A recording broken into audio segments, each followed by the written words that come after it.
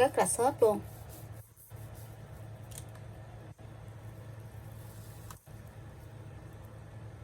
Xin chào cô bác, anh chị và các bạn. Hôm nay mình chia sẻ công thức bánh bông lan. Với công thức này thì mình không cần phải cân nguyên liệu nè, không cần phải đánh bông trứng, chỉ cần dùng cái hộp sữa chua thôi. Mình làm cái bánh bông lan nó rất là ngon luôn. Cô bác, anh chị và các bạn thấy thích thì cùng làm cho gia đình mình thưởng thức nha. Công thức này thì rất là dễ luôn. Dễ nhất là mình không có cần phải cân nguyên liệu á. Bây giờ thì mình sẽ cho 3 trái trứng vào trong một cái tô.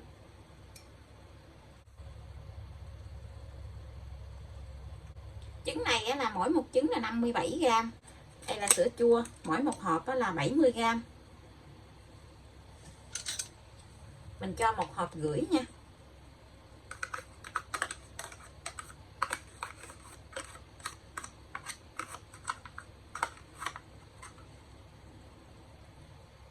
Cho thêm nửa hộp nữa.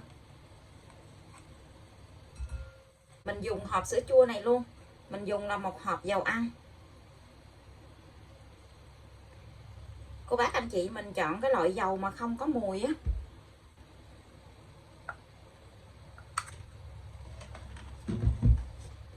Vẫn lấy cái hộp sữa chua này mình đong là một hộp đường. Đường cát á, đường cát trắng á. Cô bác chọn đường cát trắng nhuyễn á. Mình cho tí xíu vani để cho cái bánh của mình nó thơm á. Có khoảng chừng là một muỗng cà phê vani vậy nè. Hoặc là cô bác dùng đường vani cũng được.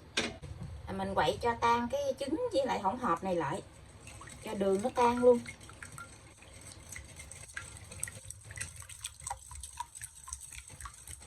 Công thức này thì rất là dễ làm luôn. Cô bác anh chị mình không có cần phải dùng cân để mà cân nguyên liệu nữa.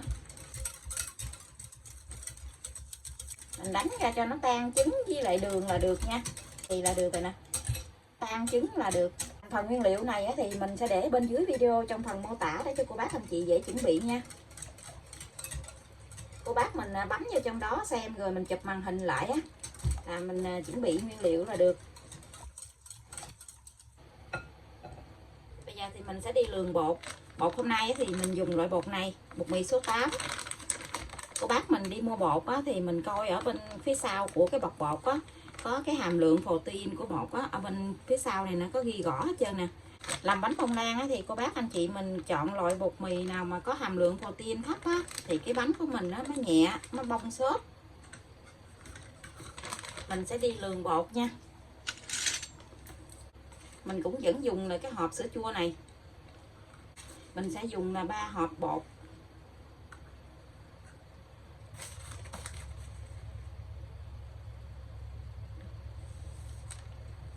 Mình lường cho cái hộp bột nó bằng cái mặt gì thôi, không có cần phải ém hay là dung gì hết nha. Mình để cái gây gì nè, mình cho bột vào trong cái gây gì để mình gây qua để cho cái bột nó mịn á.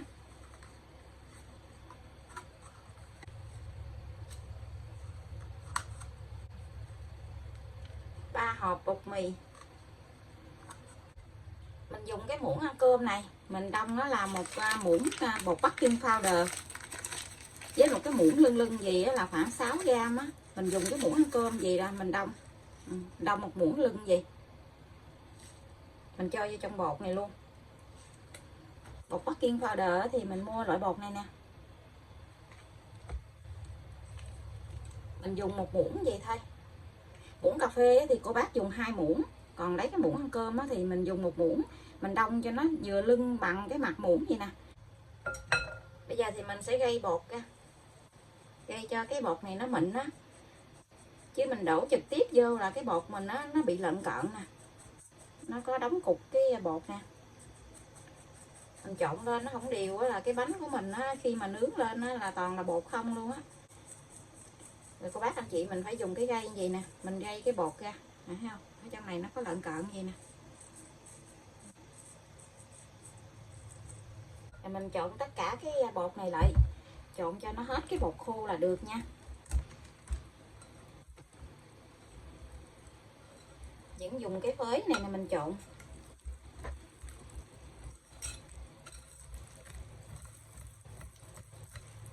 Nếu như cô bác anh chị thích ăn trái cây khô thì mình cho trái cây khô vô cũng được. Hoặc là sô cô la đó, mình cho sô cô la hột vô trong này nè. Khi mình trộn bột thì cô bác anh chị mở lò nướng lên để cho cái lò nướng của mình nó nóng trước 10 phút nha. Tại vì cái bánh này thì mình làm cũng rất là nhanh nè, mình không có cần phải đánh trứng nè, cho nên nó là làm nhanh lắm. Mình mở cái lò lên cho cái lò nó nóng trước. Cái bột của mình nó đặc như gì về thì mình sẽ cho vào trong khuôn để nướng nha. Công thức hôm nay thì mình dùng cái khuôn 16, khuôn đáy gời, mình lót một miếng giấy nến ở xung quanh gì nè, tí xíu nữa mình lấy cái bánh ra cho nó dễ. Mình cho tất cả cái phần bột này vô nha.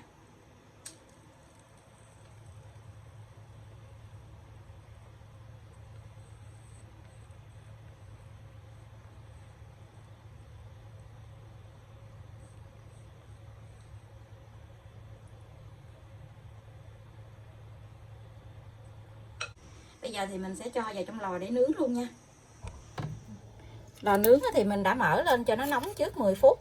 Lò mình có 3 ngăn thì mình cho ngăn thứ 3, tức là ngăn dưới luôn. Mình nướng ở nhiệt độ là 150 độ C, mở 2 lửa. Thời gian nướng là 40 tới 45 phút, không cần mở quạt. Cô bác canh nhiệt độ nóng của lò nhà mình nha. Cái bánh của mình nướng đã được 40 phút rồi nè. Nếu như cô bác thích cái mặt bánh nó vàng hơn nữa thì mình tăng thời gian nướng lên nha. Mặt bánh nó nứt ra rất là thơm luôn. Cái bánh này mình nướng lên là chắc chắn là phải nứt cái mặt gì rồi. Tại vì bánh mình nó có để bột nở á. Phần trứng thì mình không có tách lòng cho nên dễ bị nứt mặt lắm. Bánh của mình đã nướng được 45 phút rồi. Bây giờ cái mặt bánh nó vàng ươm luôn. Trời ơi, nhìn ngon quá chừng luôn rồi nè. Bây giờ thì mình sẽ hé cửa lò ra. Mình để cái bánh ở trong lò thêm 3 phút nữa mình hãy lấy ra nha. Để cho cái nhiệt độ nó hạ xuống từ từ á. Quá chừng thơm luôn á. Bánh này thì cô bác anh chị mình thích ăn cái vị sô cô la đó, thì mình cho thêm sô cô la lên trên mặt bánh nữa thì ngon lắm. Nhưng hôm nay thì mình chỉ ăn cái bánh gì thôi, không có để sô cô la.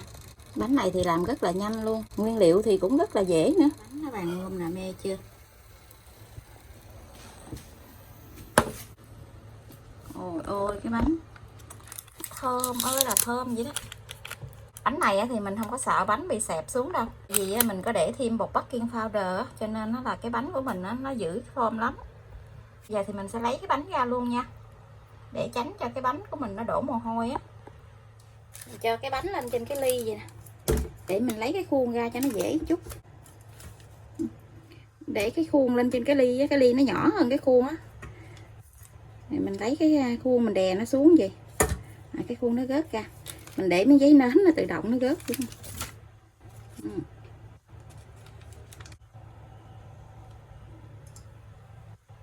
Bây giờ mình để cho nó nguội tí xíu rồi mình cắt ra cho bác anh chị xem bên trong nha. Cái bánh nó coi nè, rất là xốp luôn á. Nó núng na núng nín ở bên trong nè. Mình để cái bánh nó nguội nãy giờ rồi nè, mà nó không có bị thắt eo nè, cũng không có bị lõm mặt luôn. Thì đây mình sẽ đi cắt cái bánh này ra nha. Cái bánh nó mềm núng na núng nín cái nè. Một cái bánh mà làm nhanh nhất luôn, không cần phải cân nguyên liệu nè, không cần phải tách lòng, không cần phải đánh bông trứng. Cái bánh nó xốp nè, rất là xốp luôn.